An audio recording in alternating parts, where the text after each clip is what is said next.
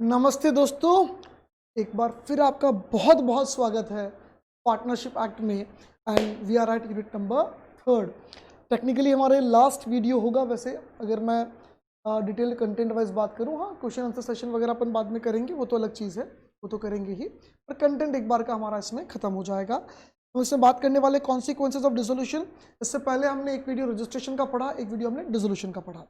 Registration और dissolution दोनों simple simple बातें थी। आई गेस आपको क्लियर होगा। फिर भी कोई डाउट हो तो आप मेरे से कम्युनिकेट कर सकते हैं। Consequences of dissolution. देखो, मैं एक छोटा सा ब्लैंक पेज ले लेता हूं, उसमें मैं थोड़ा सा आपको समझा पाऊंगा। हम लोग यहाँ डिसोल्यूशन ऑफ पार्टनरशिप की बात कर नहीं रहे, डिसोल्यूशन ऑफ फर्म की बात कर रहे हैं। डिसोल्यूशन ऑफ फर्म यानी सारे पार्टनर्स के बीच का जो रिश्ता है वो खत्म हो गया। सब पार्टनर्स ने दूसरे को बोल दिया कट्टी कट्टी कट्टी कट्टी, ठीक है। अब जब सारे पार्टनर्स कट्टी हो गए, मतलब सारे पार्टनर्स का म्यूचुअल एजेंसी आपस में खत्म हो गया, रिश्ता खत्म हो गया, तो फाइनली वाइंड अप भी होगा। तो अगर मैं एक सिंपल शब्द में बोलूं, सिंपल वर्ड में बोलूं, what is the consequence of dissolution of firm, तो उसमें सबसे पहला आएगा वाइंड अप और दूसरा आएगा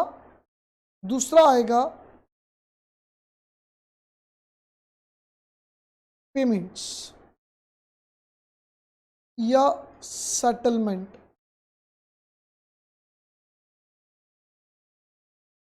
और सही वर्ड दूं इसको मैं, financial settlement.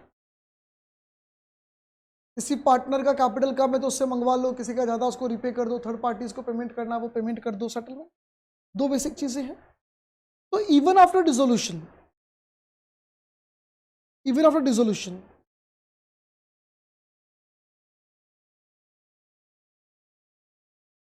All the partners, या फर्म लिख दो, ऑल द पार्टनर्स मतलब फर्म ही होता है, firm will held responsible for the acts of partners in the ordinary course of business until public notice is given। यानी जब तक पब्लिक नोटिस नहीं दिया जाएगा तब तक जो पार्टनर्स हैं वो सब पार्टनर्स है दुनिया की नजर में। यानी एबीसी अगर 4 पार्टनर बंद कमरे में बैठ के सेटलमेंट कर ले कि अब हम पार्टनर्स नहीं, तो बाकी दुनिया को थोड़ी पता कि तुमने बंद कमरे में क्या किया। बंद कमरे में वो नहीं कह रहा हूं, तुम लोग ऐसी बातें सुनते ही तुम्हारा दिमाग गलत जाता है, गलत सोचने लग जाते हो। अच्छा सोचो। रात को सोते समय हनुमान चालीसा का पाठ करके सोया करो, सुबह उठते गायत्री मंत्र का पाठ किया करो, दिमाग में अच्छी बातें जाएगी। बंद कमरे में तुमने क्या किया कहते तुम्हारे को, तो बंद कमरे में हम तुम एक कमरे में बंद हो ना ना ना ना ना ना ना ना ना। चलो गंदी बातें नहीं, अच्छी अच्छी बातों पे ध्यान दो। वापस क्लियर करो। भाई आपने फर्म के अंदर बैठ के डिसाइड कर लिया कि फर्म अब आगे कंटिन्यू नहीं करेगी, हम पार्टनर्स, हम सबके पार्टनर्स सब डिसॉल्व हो रहे हैं, सब पार्टनर्स के बीच का म्यूचुअल एजेंसी खत्म है। थर्ड पार्टी को पता पड़ा क्या? यही बात हमने रिटायरमेंट में बोली थी ना भाई, नोटिस देना पड़ेगा ना। बाहर वाले को क्या पता कि अब आप पार्टनर नहीं बचे हो, तो आपकी फर्म डिसॉल्व हो चुकी है, बाहर वाले को क्या पता? तो क्या करना पड़ेगा? नोटिस देना पड़ेगा सबसे पहले। तो कौन देगा पब्लिक नोटिस? कोई भी पार्टनर दे सकता है, कोई भी पार्टनर दे सकता है, पर नोटिस देना पड़ेगा कि फर्म डिसॉल्व। अगर फर्म डिसॉल्व नहीं करी और एक पार्टनर जो हमारा क्रेडिटर है, जिससे हम रूटीन में गुड्स खरीदते हैं, अगर उससे कुछ गुड्स खरीद के लेके आता है, रूटीन में जो फर्म के गुड्स है वो गुड्स खरीद के लेके आता है फर्म के लिए, तो क्रेडिटर तो पैसा किससे मांगेगा? फर्म से। वो कहेगा साहब हमारी तो फर्म ही बंद हो गई, तुमने मुझे बताया फर्म बंद हो गई, मुझे रात को सपने आ रहे हैं, और इतने बुरे दिन थोड़ी है जो सपने में तुम्हारी फर्म और गुड्स देखूंगा। सपना ही देखना होगा तो फिर सपना का मतलब कोई अच्छा देखूंगा ना। बैंक में वो फर्म के डॉक्यूमेंट लगा के बोलता है लोन दो, या लोन पे ले रखा 10 लाख का, बोले 2 लाख का लोन और एक्सटेंड करो हमारा, बैंक कर देगा 2 लाख का लोन एक्सटेंड। बैंक को क्या पता तुम डिसॉल्व हो चुके हो? तो सबसे पहले पब्लिक नोटिस देना पड़ेगा। अगर पब्लिक नोटिस नहीं दिया गया है तो पार्टनर्स की जो भी इंप्लाइड अथॉरिटी, उस इंप्लाइड अथॉरिटी में ऑर्डिनरी कोर्स ऑफ बिजनेस में अगर पार्टनर्स कोई भी एक पार्टनर कोई भी एक्टिविटी करता है उसके लिए सारे पार्टनर्स यानी पूरी फर्म रिस्पॉन्सिबल होगी, पहली बात। दूसरा, हमने बोला डिसोल्यूशन के बाद सबसे पहले तो वाइंड अप होगा। कॉन्सिक्वेंस क्या होगा? सबसे पहला वाइंड अप। तो वाइंड अप कौन करवाएंगे? सारे पार्टनर्स, यानी all the partners will have all the rights to enforce wind up. All the partners will have all the rights to enforce wind up. यानी 4 पार्टनर है, कट्टी तो हो गए, मतलब डिसोल्यूशन ऑफ फर्म तो हो गया, लेकिन ना तो डेटर से पैसा इकट्ठा कर रहे हैं, ना क्रेडिटर का पेमेंट कर रहे हैं, ना बिल्डिंग बेचने की बात, ना पड़ा रॉ मटेरियल उसका क्या करना, कोई विचार नहीं चल रहा है इनके बीच में।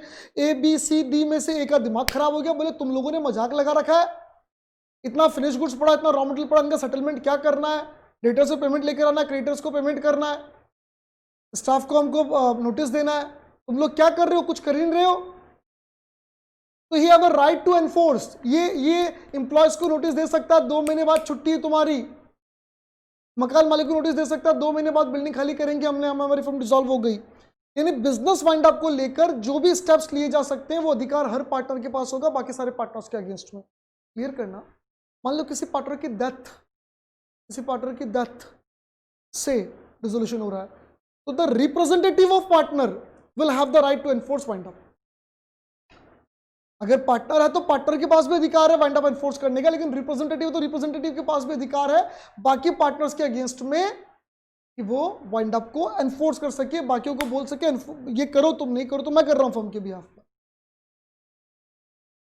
यहां लॉ में लैंग्वेज ये लिखी है कि all the partners and all the representatives of the partners, all the partners as well as representatives of the partners will have right to enforce wind up against the remaining partners and remaining representative of the partners। इन 4 में से 2 की death होगी, 2 के representative है, ये दोनों सुस्त हैं, ये इसका रिप्रेजेंटेटिव भी सुस्त है, होगा जो देखा जाएगा। इसका दिमाग खराब, बोले तुम्हारी मजाक लगा रखा है, करो एनफोर्स, करो जल्दी वाइंड अप। तो इसका रिप्रेजेंटेटिव बाकी दोनों पार्टनर और इसके रिप्रेजेंटेटिव के अगेंस्ट में अधिकार रखता है कि वो वाइंड अप को एनफोर्स कर सके। वाइंड अप को एनफोर्स करने का मतलब बाकी पार्टनर्स के अगेंस्ट में उसके पास अधिकार है, बाकी पार्टनर्स को उंगली कर सके, ऑर्डर दे सके कि वाइंड अप के लिए ये कदम उठाओ। At the same time against the third party, एक तो अधिकार हो गया पार्टनर्स के अगेंस्ट में, उनको उंगली करना है कि भैया तुम वाइंड अप करो। दूसरा अगेंस्ट थर्ड पार्टी क्या अधिकार है? वाइंड अप को लेकर जो भी ट्रांजैक्शंस हैं उन सारे ट्रांजैक्शंस के लिए जो डिसॉल्व्ड फर्म के पार्टनर्स हैं, हालांकि वो पास्ट टेंस वाले पार्टनर्स हो गए, अब तो पार्टनर्स बचे नहीं है, but they will have all the rights and duties of a partner to complete the unfinished transactions. Raw material पड़ा है, फिनिश गुड्स बनवाना है, तो एबीसी चारों के पास एज ए पार्टनर, हालांकि फर्म डिसॉल्व हो चुकी, नोटिस दे चुके हैं, तो भी एज ए पार्टनर जो अधिकार होने चाहिए थे वही अधिकार रहेंगे रॉ मटेरियल को फिनिश गुड्स बनवाने के लिए, फिनिश गुड्स को मार्केट में बेचने के लिए, बेचे फिनिश गुड्स का पेमेंट कलेक्ट करने के लिए। यानी वाइंड अप के जो भी स्टेप्स आगे से आगे होने हैं उन सब के लिए सारे पार्टनर्स के पास पूरा अधिकार होगा, पूरा पावर होगा। चलिए, liability for act of partner done after dissolution, clearly लिखा until public notice is given of the dissolution. जब तक पब्लिक नोटिस नहीं दिया जाएगा तब तक पार्टनर्स में से किसी भी एक ने अगर कोई भी एक्टिविटी की है, कोई भी काम किया है, तो सारे partners continue to be liable. और वो फर्म जो हो भाई इस तरीके का किया गया जैसे भाई फर्म डिसॉल्व हुई नहीं है, यानी ऑर्डिनरी कोर्स ऑफ बिजनेस में किया है किसी भी पार्टनर ने इस तरीके का काम कि भाई फर्म तो डिसॉल्व हुई नहीं है, ऐसे दुनिया के सामने से दिखा के उसने कोई भी एक्टिविटी कर ली, उसके लिए फर्म रिस्पॉन्सिबल होगी, नोटिस दिया नहीं है तो। Provided that the state of partner who dies, जो मरा है, and who is adjudicant as insolvent, और जो इंसॉल्वेंट हुआ है, और या फिर कोई स्लीपिंग पार्टनर है, ये बात हम पहले ही पढ़ चुके हैं। डेथ जिसकी हुई उसको नोटिस देने की जरूरत नहीं है, वो वैसे भी रिस्पॉन्सिबल नहीं होगा। इंसॉल्वेंट जो हुआ है उसको नोटिस देने की जरूरत नहीं है, वो वैसे भी लायबल नहीं होगा। और कोई स्लीपिंग पार्टनर जिसका पता ही नहीं था कि पार्टनर है भी, उसको नोटिस देने की जरूरत नहीं है, वो वैसे भी रिस्पॉन्सिबल नहीं होगा। यानी 4 पार्टनर थे, ए बी सी डी, एक ही डेथ होगी, फर्म डिसॉल्व कर दी, फर्म ही डिसॉल्व कर दी कि डेथ पर। तो अब अगर B C D public notice नहीं देते, इनमें से कोई भी बाहर कोई भी ऐसा ट्रांजैक्शन कर लेता है फर्म के बिहाफ पर, जैसे ये फर्म कंटिन्यू चल रही हो ऐसा माहौल बना के कर लेता है, तो बी सी डी ही रिस्पॉन्सिबल होंगे। ये रिस्पॉन्सिबल नहीं होगा ना उसका रिप्रेजेंटेटिव, क्योंकि इसको नोटिस देने की जरूरत ही नहीं। दैट इंसॉल्वेंसी एंड स्लिपिंग, तीन की में जरूरत नहीं, और नोटिस जो है वो कोई भी पार्टनर दे सकता है। तो इसका एनालिसिस आपको समझा रखा है, ठीक है, सिंपल है। Right of a partner to have business wound up after dissolution, dissolution के बाद बिजनेस को वाउंड अप करने के लिए सारे अधिकार होंगे। On the dissolution of a firm every partner और his representative, every partner as well as his representative is entitled as against all the other partners और देयर रिप्रेजेंटेटिव, यानी हर पार्टनर और उसके रिप्रेजेंटेटिव का अधिकार है कि बाकी पार्टनर या बाकी रिप्रेजेंटेटिव को वो फोर्स कर सके कि भैया जो भी प्रॉपर्टी सेटलमेंट करनी है, जो भी वाइंड अप करना करो। To have the property of the firm applied in the payment of the debts, property बेचो, डेट और लायबिलिटी का पेमेंट करो, और अगर कुछ सरप्लस है तो आपस में बांट लो।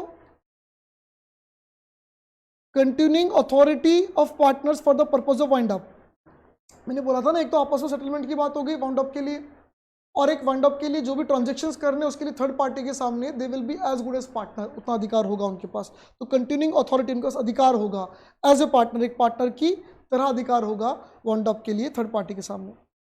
After the dissolution of firm the authority of each partner to bind the firm and other mutual rights and obligations of the partners continue रहेंगे, notwithstanding the dissolution, dissolution हुआ ही नहीं, इस तरीके से कंटिन्यू रहेंगे। So far as may be necessary, जहां तक कि वो एक्ट जरूरी होंगे, to wind up the affairs of the firm, यानी फर्म का जो भी बिजनेस एक्टिविटीज है उनको वाइंड अप करने से रिलेटेड जो भी ट्रांजैक्शंस होंगे उनको कंप्लीट करने के, ट्रांजैक्शंस को करने के लिए हर पार्टनर के पास पूरा अधिकार होगा।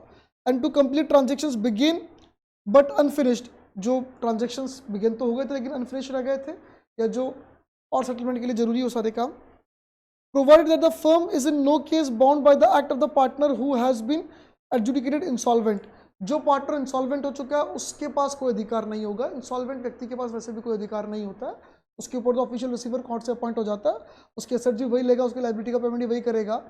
एक इंसॉल्वेंट व्यक्ति के पास तो कोई एग्रीमेंट करने का अधिकार भी नहीं होता टेक्निकली।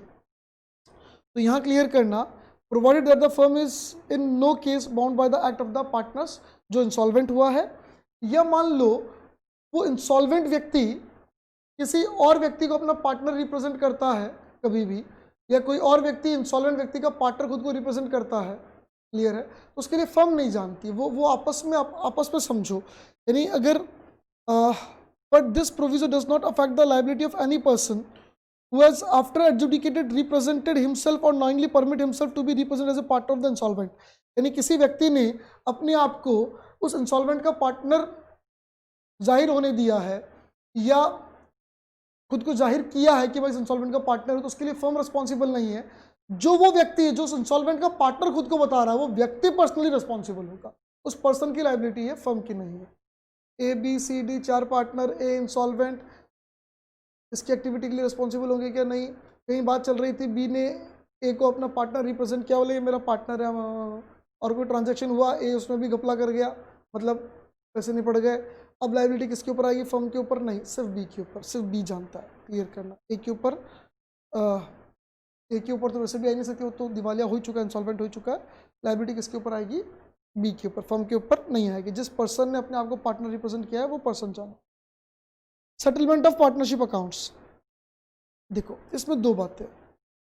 पहले तो इन्होंने बोला कि अगर losses including deficiency of capital, कोई भी नुकसान है, कोई भी लॉस ऑफ कैपिटल है, तो ये कहाँ से भरा जाएगा? सबसे पहले प्रॉफिट्स अगर कुछ पड़े हैं तो उसमें से भरेंगे, फिर कैपिटल में से, और नहीं हुआ तो पार्टनर्स अपने घर से लेकर आएंगे in the proportion of their profit sharing ratio.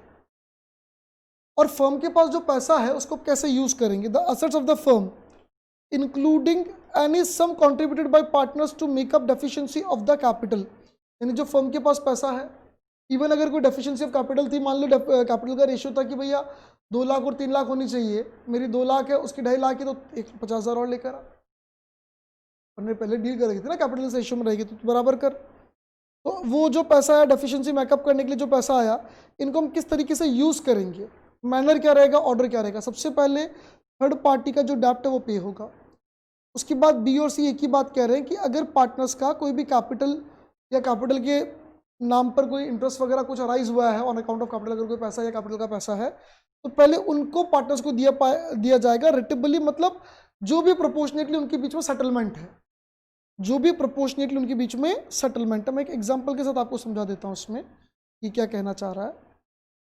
देखो, एक्स और वाई दोनों पार्टनर्स हैं, प्रॉफिट एंड लॉसेस इक्वल हैं, एक्स मर गया, on taking account partnership accounts it transmit that the contributed 6 lakhs on the capital of the firm, Y only इतना, ये x है, ही मतलब एक्स, एक्स ने कंट्रीब्यूट किया 6,60,000 और इसने किया खाली 40,000। The assets amounted to 2 lakh, जो असेट्स बची सिर्फ 2 लाख की बची है। यानी टेक्निकली कैपिटल साइड में तो हमको दिख रहा है टोटल 7 लाख, जबकि असेट्स सिर्फ 2 लाख की है, मतलब 5 लाख का वहाँ क्या है, नुकसान है, लॉस है। ये लॉस किस रेशियो में भरा जाएगा, इक्वली, एक्स और वाई इक्वली लेकर आएंगे, क्योंकि अगर डेफिशिएंसी इन कैपिटल वगैरह है तो पहले प्रॉफिट में से लेकर लिया जाएगा, वरना अपने घरों से लेकर आएंगे इक्वली। ठीक है सर,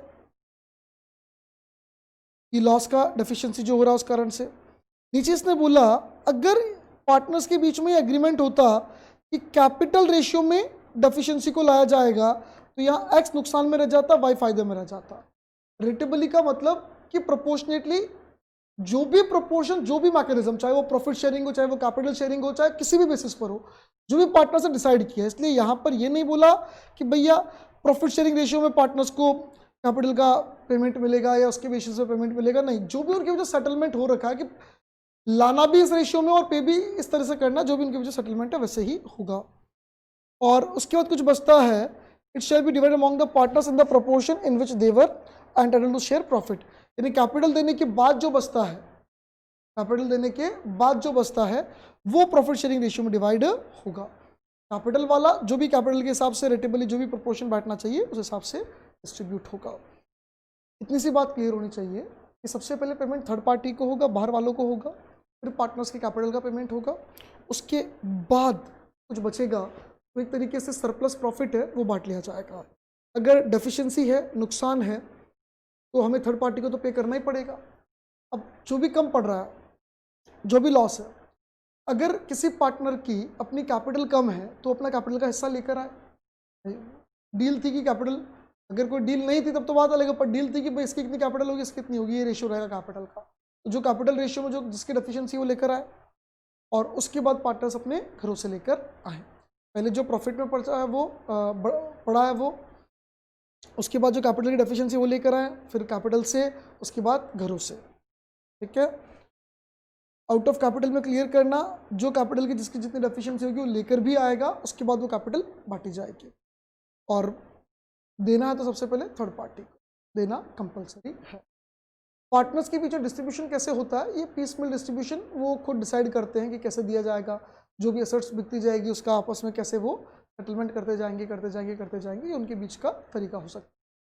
कई बार ऐसा होता है कि जैसे जो कैपिटल रेशियो उसी में वो डिस्ट्रीब्यूट करते जा रहे हैं, जब तक पूरी कैपिटल दोनों मतलब जितने पार्टनर्स उन सबका सेटलमेंट नहीं हो जाता। मान लो एक की कैपिटल 1 लाख है, एक की 2 लाख है, एक की 3 लाख है, कुछ भी एसेट्स बिकती है, कुछ भी आता है पैसा 1:2:3 में बांट लेते।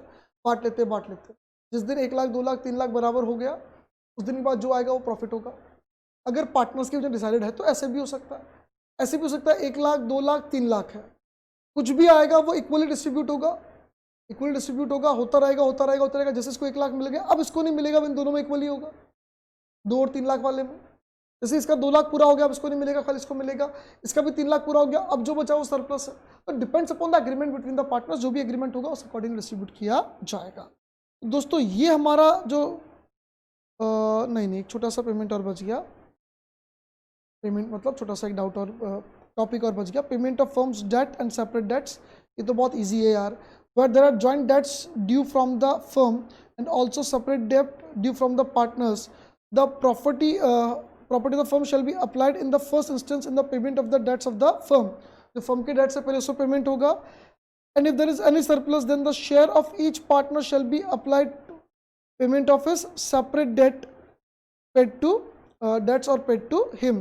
यानी अगर पार्टनर से कोई डेट है तो सरप्लस बचेगा तो पहला पेमेंट थर्ड पार्टी का, यानी the property of the firm shall be applied in the first instance, सबसे पहले in the payment of the debt of the firm ने जो डेट ले रखा है बाहर वाले से उसको पे करेंगे। और if there is any surplus, कुछ सरप्लस बचता है तो then the share of each partner shall be applied to the payment of his separate debt. उनके अगर वो सेपरेट डेट है कुछ पेड करने तो उसमें फिर जाएगा। The separate property of any partner shall be applied first in payment of his separate debt and surplus if any, उसके बाद वो इधर आएगा फर्म वाले में।